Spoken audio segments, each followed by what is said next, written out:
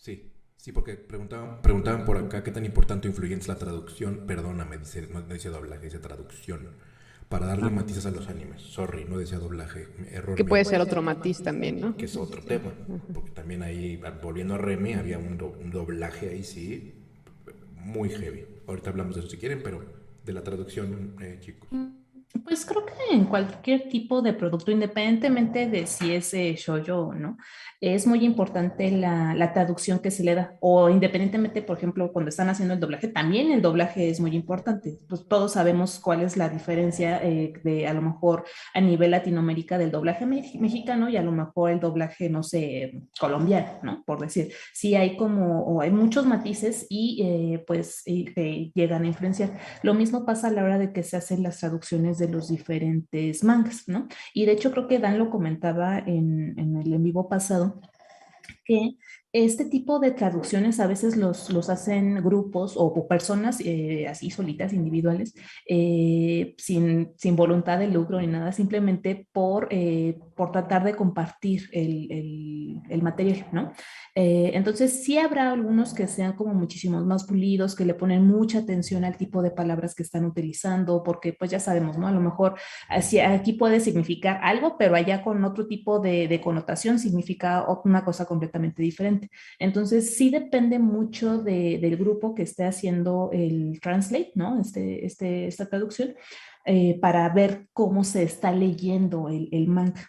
Porque me ha tocado leer el mismo capítulo del mismo manga con diferentes grupos de traducción y sí se leen diferentes. Sí, definitivamente sí, sí tiene una influencia grande. Buenísimo. Entonces, bueno, eso para comentar lo demás. Va.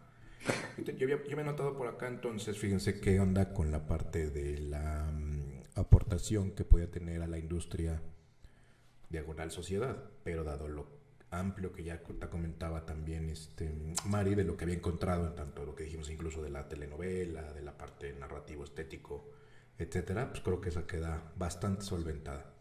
Entonces, si quieren, para ir entrando en la segunda mitad, ¿qué viene? Fíjense, si estamos detectando que en los años 80, porque Remy, porque Candy Candy, Sandy Bell, La Label y demás, tenían una tónica narrativa porque éramos más dramáticos, porque pues, la herencia del cine es probable que estuviera ahí, cuando menos en Occidente, y estamos viendo que la narrativa de ahora es distinta porque la visión del hoy es distinta. ¿Qué viene por los próximos 10 15 años? Porque estamos en un momento de cambio bien interesante, ¿no? En tanto son productos que van a un tipo de público muy peculiar, porque profundo, porque complejo, porque inteligente, ¿qué viene? ¿Qué cambios detectan? ¿Qué están viendo ahorita que a lo mejor no se está abordando por algunas razones o que se debería de abordar más y es que ya se hace? ¿Cómo ven? Mm, Por ejemplo, ahí, eh, por ejemplo, en el tipo de temas o cómo se desarrollaban ciertos temas en, digamos, otra vez regresemos a los ochentas, ¿no? Recordamos, no sé, a lo mejor Candy Candy, que estábamos ahorita hablando de ella, era sí una narrativa en la cual estábamos viendo cómo Candy Candy estaba afrontando diferentes situaciones y era prácticamente toda una guerrera, o sea, soportaba de todo. Y creo que es ese mismo hecho de cómo a lo mejor a la protagonista o al protagonista tiene un papel importante como si fuera realmente un... Lo vemos en Sailor Moon también, de las guerreras, ¿no? Que el empoderamiento que se le da al personaje. Entonces creo que se sigue desarrollando, pero es un desarrollo diferente y también lo vemos, por ejemplo, ahora en el cine, cuando hablamos, no sé, de Rey en Star Wars o cositas así. Sí, seguimos hablando de esa temática del empoderamiento, pero es un empoderamiento conforme a la época. Ujú. Em, entonces, por ejemplo, ahorita hay un manga muy importante que creo que se llama Katsuki no Yona, y también entra dentro de esta misma temática shoujo. Pero tiene una entonación muy de aventuras. sí tiene la protagonista y la protagonista a lo mejor tiene como unas cuantas aristas de romance, pero en su mayoría la vemos a ella desarrollándose como una líder, ¿no? Ese tipo de temáticas lo he visto ya recurrente en este tiempo y creo que se va a seguir desarrollando. Digo específicamente en eso, pero si lo viéramos de parte de otra vertiente, como decía Dan, del boys love, ¿no? Ahí ya también como que las aristas cambian, no, no creo que permee del mismo modo dependiendo del género, no tanto del demográfico, sino del género. Mm. No sé si me di. Sí, sí, interesante, sí, sí, sí, sí. ¿Y ustedes, Maridan? Tú, Dan, adelante. Pues sobre todo donde yo detectaría que viene el cambio es hacia, sobre todo la inclusión y a poder erradicar algunas romantizaciones algo negativas que se están dando. O sea, es algo que he visto más acá en Latinoamérica. No sé muy bien en Japón cómo se está abordando esta temática de la diversidad, que ciertamente ya lleva cierta ventaja. Yo no recuerdo, por ejemplo, animes que aborden temática LGBT con negatividad, así suma negatividad. Ciertamente sí se habla de que es un tabú allá, pero que haya productos que sean, que aborden esa temática desde antes, creo que es algo, pues, que es un bastante adelanto, ¿no? Sin embargo, no sé cómo se aborde hacia allá todavía la temática de dejar de, como por ejemplo, romantizar ciertas actitudes que son algo nocivas. Un Claro. poquito, eh, ya se está abriendo, pues, esa brecha. Yo me iría hacia allá, hacia qué pasaría si quitamos como esta romantización de actitudes negativas en cuanto al romance y qué historia se puede aportar a partir de como de esa premisa, ¿no? Mm. ¿Qué podemos, pues sí, qué se podría aportar respecto a? Claro, y a lo mejor, un tantito aportando a tu punto, y a lo mejor no es ahorita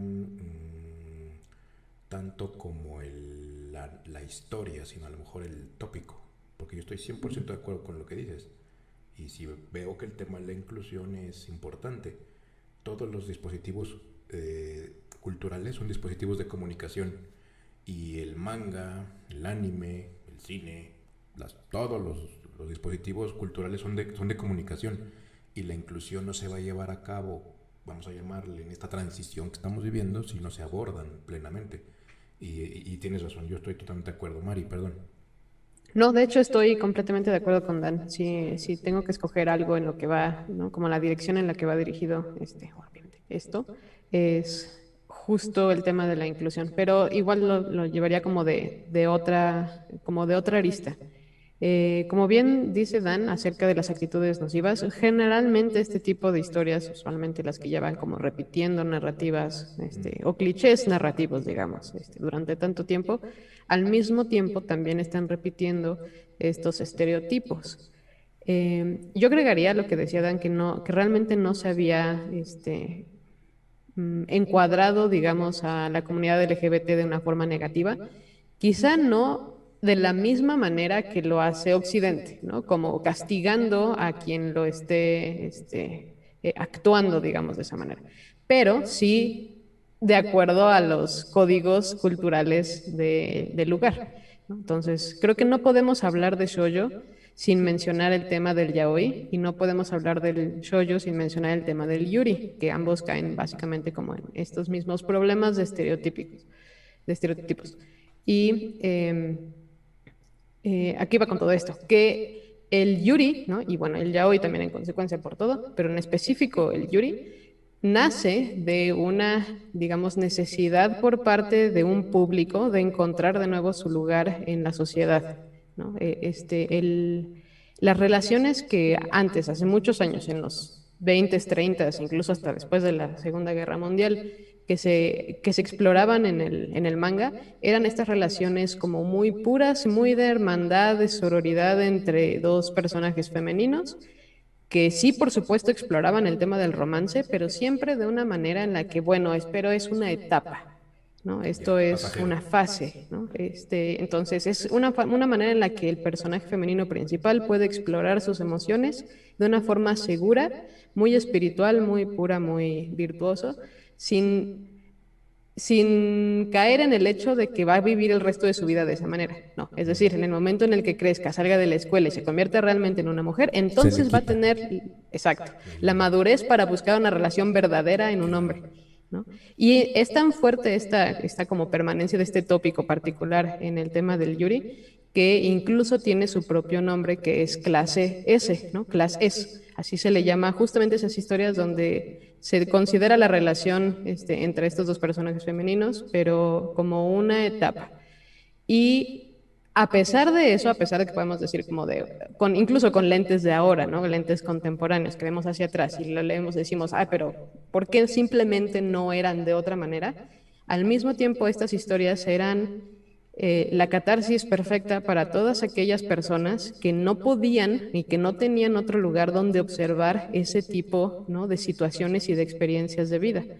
Entonces, a pesar de que hoy en día podamos verlas con una especie de filtro negativo porque no eran suficientemente inclusivas o no eran suficientemente explícitas digamos, como en abarcar toda la experiencia de vida, al mismo tiempo eran lo único que se podía hacer en ese entonces y fueron increíblemente importantes.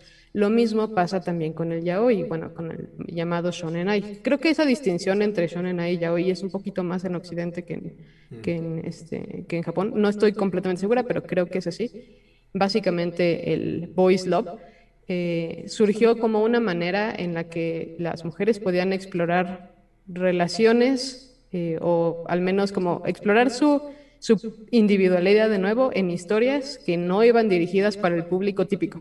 Es decir, era algo como, no quieren que haya relación entre dos hombres, bueno, nosotros vamos a hacer que exista esta relación entre estos dos hombres para que entonces los que no están a favor no la lean porque no les gusta, porque la detestan, porque la desprecian o simplemente la rechazan, pero nosotros tenemos un espacio seguro donde explorar estas emociones de una manera, de nuevo, segura.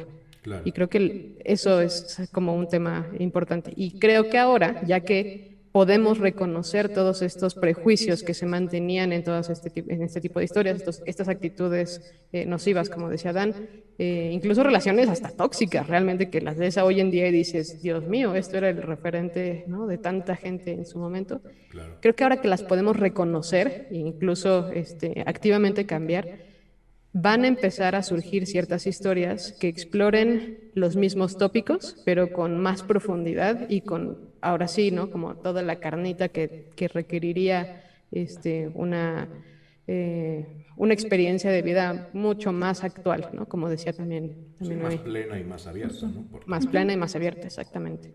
De Ok. hecho, Sí, justo justamente. con eso que estaban como tocando, he detectado también como dentro de esas mismas aristas de como da la apertura a este tipo de narrativas ya más desarrolladas, ¿no?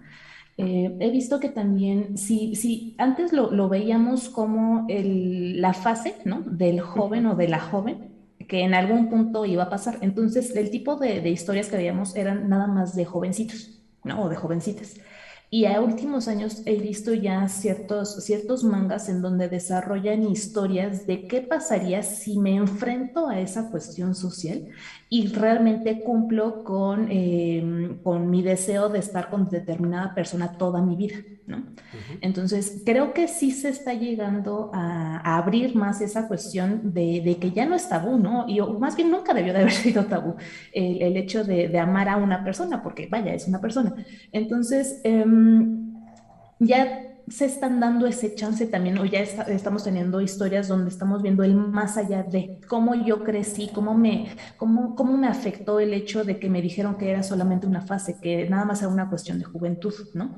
Y son historias realmente ya más ricas de carnita, como dice Mari, que también al público que lo está consumiendo le llena porque igualmente, como en todos los demás, se siente identificado en su crecimiento personal. Claro. ¿No? Voy a utilizar esta plataforma para recomendarles a todos Bloom Into You. Y Sí. ya, ese es mi public service announcement. Buenísimo, Dan. ¿Ibas a comentar algo? Y vamos con unas preguntas y comentarios. Venga. Sí, justamente que ahora recuerdo ya que entramos, como no es el típico estereotipo del shoujo, pero es Sí. derivado justamente de lo que estábamos hablando y lo hablamos la sesión pasada, que es el anime de Yuri on Ice, que justamente se tiene la relación entre estos dos personajes masculinos. Es muy reciente el anime, justamente porque estabas preguntando como de hacia dónde va, ¿no? Actualmente.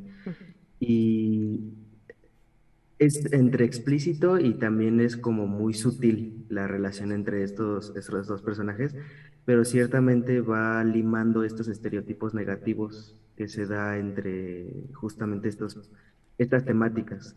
Eh, Les da as- como naturalidad. sí, Ujú. sí, o sea, Se toma como algo natural. Qué padre. Y Eso lo es, está. y lo es. Y lo Y es, ajá, sí. porque lo no es. forzado. Buenísimo. Y ahorita que voy a comentar una cosilla de eso.